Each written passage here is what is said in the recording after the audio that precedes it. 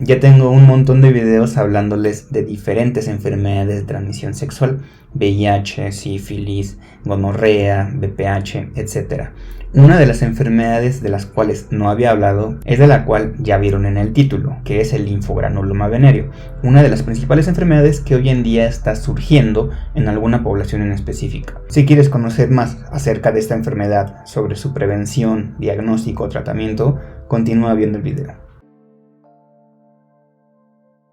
Hola, soy Osvaldo Augusto y en este canal hablo sobre diversos temas relacionados con la salud. Si es tu primera vez aquí, puedes suscribirte, dejar un comentario en la parte de abajo, comentarnos si te gustó el video, qué opinas de esta enfermedad y algún otro dato importante en la parte inferior. Como les decía, dentro de las enfermedades de transmisión sexual hay un gran mundo. En esta ocasión les hablaré del linfogranuloma venéreo, que pueden estar viendo algunas imágenes aquí. Esta enfermedad es causada por una bacteria llamada Chlamydia trachomatis. Seguramente les sonará esta bacteria ya que he hablado en videos previos sobre esta. La Chlamydia trachomatis puede provocar diversas enfermedades y hay muchos tipos de clamidia. Y por decir muchos tipos me refiero a serovariedades o serovares. Hagan de cuenta que la clamidia que da una cervicitis puede que no sea la misma que de una enfermedad por linfogranuloma venéreo, ya que hasta en las bacterias hay un sinnúmero de especies y subtipos. En este caso, la enfermedad que nos va a dar un linfogranuloma venéreo es la Chlamydia trachomatis, específicamente serovares L1 a L3. Estos serovares van a ser los específicos de un linfogranuloma venéreo. Como les decía, hay otras clamidias que nos pueden provocar faringitis, cervicitis, uretritis, proctitis, muchas otras enfermedades de las cuales ya hablé en videos pasados, hasta infertilidad, que es la causa principal de infertilidad en mujeres jóvenes. En este caso, ¿cómo se va a infectar una persona de clamidia y va a adquirir el linfogranuloma venéreo? Pues es el contacto por vía sexual.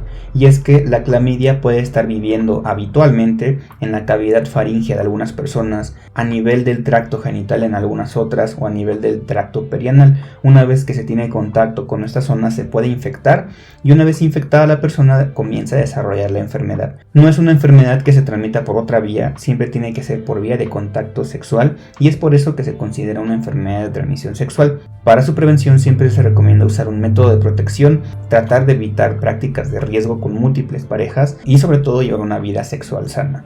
En este caso, ¿qué va a pasar? Pues una vez que una persona se infecta de Chlamydia trachomatis, esta bacteria va a viajar hacia el tejido linfático. Este tejido es donde se encuentran algunas células que nos protegen y el tejido linfático está compuesto de algunos ganglios linfáticos.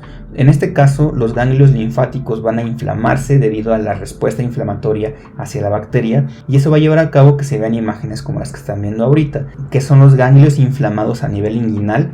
Esos ganglios inflamados se van a hacer grandes, van a doler, se van a poner rojos, calientes y van a causar un disconfort en los pacientes, como pueden estar viendo en las imágenes.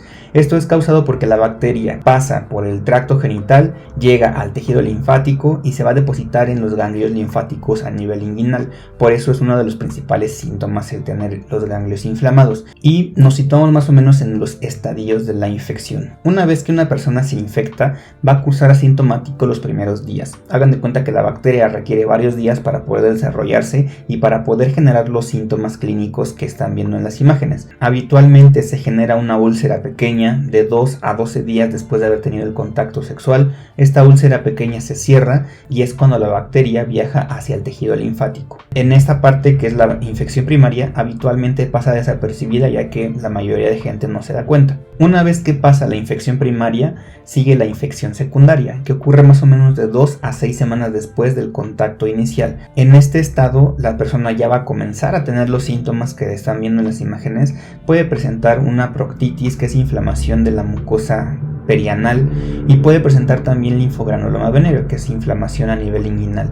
Esto es bastante evidente ya que las personas se quejan de inflamación inguinal. Muchas veces se confunde con alguna hernia inguinal o algún otro proceso a nivel inguinal, pero siempre hay que tener en cuenta esta enfermedad dentro del diagnóstico de un problema a nivel inguinal. Si ustedes se contagian de otra clamidia que no sea serovares 1 a 3, puede que no cursen con estos síntomas, pero sí tener un cierto desconfort a nivel inguinal o tener alguna otra enfermedad como uretritis, proctitis, cervicitis y demás. Siempre es adecuado acudir con un especialista para revisión para que dé el mejor tratamiento posible, y es que una vez que una persona tiene los ganglios inguinales inflamados, se necesita hacer diagnóstico temprano e iniciar tratamiento lo más pronto posible. El diagnóstico se va a realizar con alguna prueba de biología molecular. Se puede realizar por algunas otras pruebas que lo solicita el especialista, aunque es un poco difícil llegar a diagnosticarlo. Casi siempre tenemos un contacto sexual reciente junto con los síntomas para poder llevar a cabo el diagnóstico correcto de esta enfermedad. Una vez que una persona está diagnosticada, necesita iniciar tratamiento, y el tratamiento es con un antibiótico por 21 días. Si la persona tiene linfogranuloma venéreo, tiene que ser tratada por 21 días, ya que se ha visto que este es el tratamiento ideal y que si se trata menos tiempo puede llegar a recaer. A su vez, también si está infectada tanto de cervicitis, proctitis u otro sitio en el cuerpo, va a requerir 21 días para poder llevar a cabo una erradicación completa. Es importante que nuevamente les digo, acudan con un especialista para el mejor diagnóstico y tratamiento. Además, es importante que si ustedes tuvieron contacto sexual con una persona 60 días antes de haber iniciado esto, es importante decirles porque también pueden estar en riesgo. Siempre se recomienda hacer una revisión a cualquier pareja dentro de los 60 días previos a padecer la enfermedad.